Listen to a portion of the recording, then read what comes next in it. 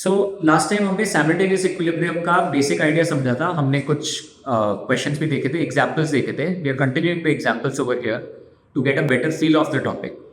यहाँ पर सवाल क्या है कि हमारे पास दो सॉलिड है ए और डी, एक लीटर कंटेनर पे। वहां पर they are dissociating. A is dissociating to give 2 moles of B and 2 moles of C. D is dissociating to give 2 moles of B and 2 moles of B. पहला point यहाँ पर हम देख सकते हैं B is the common product. Equilibrium concept दिया हुआ है दोनों रिएक्शंस का। हमको क्या निकालना है? Partial pressure of B, C and G at equilibrium.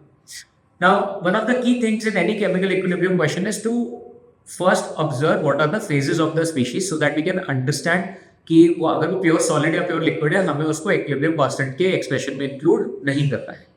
जैसे यहाँ पर A सॉलिड दिया हुआ है, D भी सॉलिड दिया हुआ है, तो ये किसी भी अमाउंट में प्रेजेंट होंगे इनिशियली या इक्विलिब्रियम पर, उससे हमें फर्क नहीं पड़ेगा। So we don't really have to worry about कि what is the starting amount of A और D over here, right? Now हमने बोला कि A डिसोसिएट कर रहा है to an extent of P1 and D is dissociated to an extent of P2. इसका meaning क्या हुआ? P1 and P2 are not degree of dissociation. They are not degree of dissociation over here. जितना amount लिया उसमें से कितना dissociate करके product बन रहा है वो ले रहे हैं, right? Now B is forming from A, ठीक है, and it is also forming from D. तो B का जो टोटल प्रेशर होगा वो A और D की वजह से, दोनों की वजह से होगा। यहाँ पर हमने बोला A और B का रेशियो 1:2 में है रिएक्शन में, तो what is the pressure of B that is forming from A? It is 2P1. Similarly D और B का रेशियो भी 1:2 है, तो what is the pressure of B forming from D? That is 2P2. तो what is the total pressure of B? B that is coming from A as well as D. So 2P1 plus 2P2. C जो है वो केवल A से बन रहा है, और A अगर P1 के अमाउंट से के एक्सटेंट तक टूटा है, तब वहां पर P1 के एक्सटेंट तक C बन रहा है। रेशियो इज 1:2, तो प्रेशर ऑफ C कितना हो गया? 2P1. E is obtained only from D. In the same way, pressure of E will be 2P2 because ratio of D and E is 1:2. Now, if we write the reactions, observe that T equal to 0 पर हमने A के नीचे कुछ भी नहीं लिखा हुआ। Starting amount से हमें प्रॉब्लम नहीं है, फर्क नहीं पड़ता, क्योंकि वहां पर वो सॉलिड फेज में है, वो हमारे इक्विलिब्रियम कांस्टेंट के एक्सप्रेशन में नहीं आएगा। इक्विलिब्रियम पर B कितना बना? Twice of P1 plus P2, जो अभी ऊपर हमने कैलकुलेट किया। C कितना बना? 2P1. सिमिलरली D के रिएक्शन के लिए, D के डिसोसिएशन के लिए हमारे पास B कितना है? Twice of P1 plus P2 and E 2P2. पहली रिएक्शन A की रिएक्शन के लिए हम इक्विलिब्रियम कांस्टेंट का एक्सप्रेशन लिखेंगे। It is equal to partial pressure of B का square into partial pressure of C का square. We plug in the values that we have found. We get one equation over here in P1 and P2. Similarly, हम D के लिए यही चीज करेंगे। K2 is equal to partial pressure of E का square into partial pressure of B का square, और हमको एक दूसरी इक्वेशन मिल गई P1 और P2 में। Now this is simply two equations and two variables, और इसको सॉल्व करना बहुत आसान है। हम देख सकते हैं कि दोनों जगह पर P1 और P1 प्लस P2 का एक्सप्रेशन है, तो इन दोनों को डिवाइड करेंगे, हमको P1 और P2 का रेशियो मिल जाएगा। Now we substitute this ratio back in either one of the equations. We can substitute 1 or 2. मैंने यहाँ पर 1 में substitute किया हुआ है, और हमको P1 में एक इक्वेशन बन गई, and we can calculate the pressure as 1/10√3. Now we will put this value back in equation 1 और equation 2. Actually यहाँ पर equation 3 से आप directly P2 निकाल सकते हैं P1 को यूज करके. So P2 is 1/20√3 at this time, right? तो what is the equilibrium pressure of B? Twice of P1 plus P2, ये हम कैलकुलेट कर सकते हैं। PC is twice of P1 and PE is twice of P2. So we get the equilibrium partial pressures of B, C and E, right? तो यहाँ पे question में note क्या करना था? इंपॉर्टेंट चीजें क्या थी कि इसमें A is a solid, B is a solid. We don't have to worry about what amounts they were taken in initially. We have to assume there was some amount जिसकी वजह से वो टूट रहे हैं और प्रोडक्ट्स फॉर्म कर रहे हैं, right? And second was we got two equations and two variables that which we can solve simultaneously to get the values. And the third thing जो हमें simultaneous equilibrium के लिए B के लिए हमने यूज किया, that B का जो प्रेशर होगा वो A से भी बन रहा है और D से बन रहा है, and the total pressure will be same in both the places for both the reactions, जिससे कि दोनों reactions equilibrium में maintain हो सके, right? Now this brings us to a very interesting concept जो कि हम आयनिक इक्विलिब्रियम में फर्दर देखेंगे, बट उसका जो बेसिक है वो यहाँ पे शुरू होता है। Effect of common product on degree of dissociation. तो हम कह रहे हैं यहाँ पर कि सपोज ये रिएक्शन हो रही है, A is going to B plus C, it is taking place in a container of volume V. Suppose initial pressure A का P1 है and it's degree of dissociation is alpha 1। तो एक basic हमने starting point दिया chemical equilibrium में, हमने बोला कि अगर हम प्रेशर इक्विलिब्रियम पे समझना चाहते हैं तो क्या आएगा, alpha 1 is the degree of dissociation. तो यहाँ पर हमको मिला P1 minus alpha P1, B के लिए आएगा अल्फा 1 P1 एंड C के लिए अल्फा 1 P। हम कह रहे हैं कि ये जो कंटेनर में रिएक्शन चल रही थी, इस कंटेनर में हमने B को ऐड कर दिया बाहर से, ठीक है।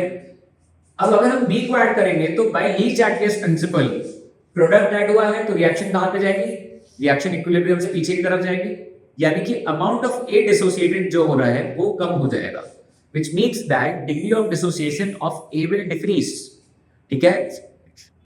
So what is the basic idea here, that अगर हम कोई कॉमन प्रोडक्ट को ऐड करते हैं रिएक्शन में, ठीक है, रिएक्शन ऑलरेडी इक्विलिब्रियम पर है, तो वो रिएक्शन बैकवर्ड जाएगी तो ओवरऑल डिग्री ऑफ डिसोसिएशन उसका कम हो जाएगा।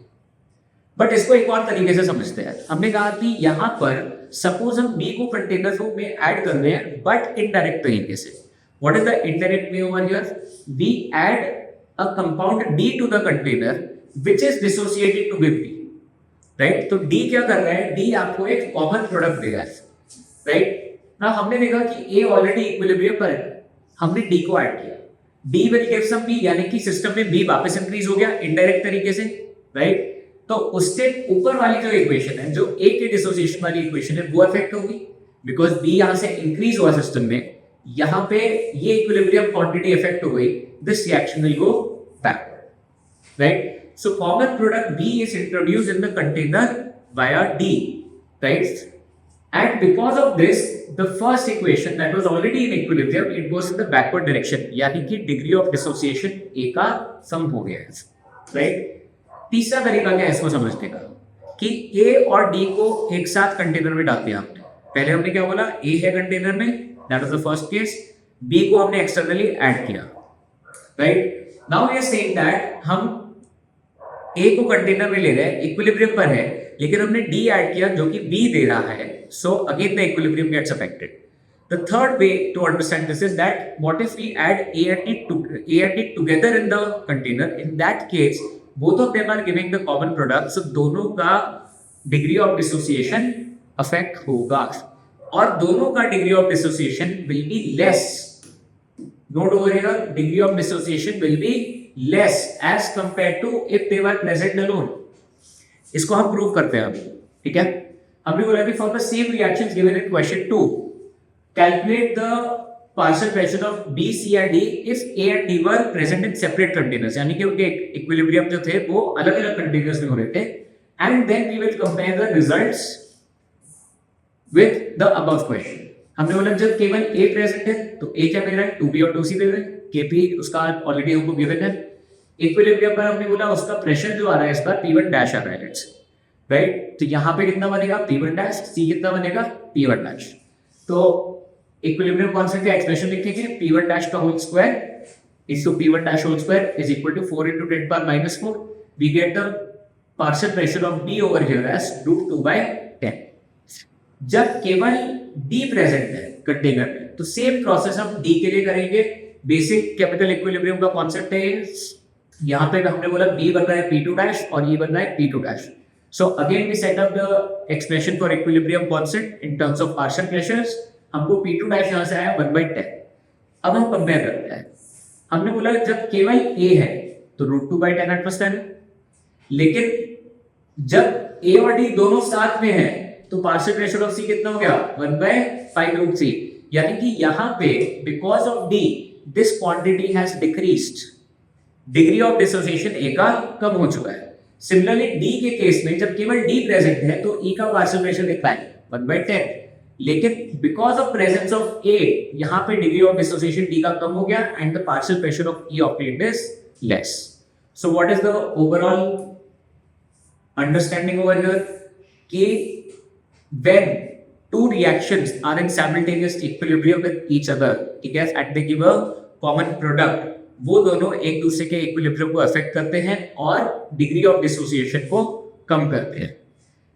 कितने एक्सटेंट तक वो एक दूसरे के इक्विलिब्रियम को अफेक्ट करेंगे वो डिपेंड करता है relative concentration of the reactants and the relative K equilibrium values. Now more on this we will see going forward कि किस तरीके से ये दोनों प्रॉपर्टीज अफेक्ट करती हैं। इसका मेन एग्जांपल जो होता है वो आयनिक इक्विलिब्रियम में आता है, right? So we'll continue from here onwards in the next video.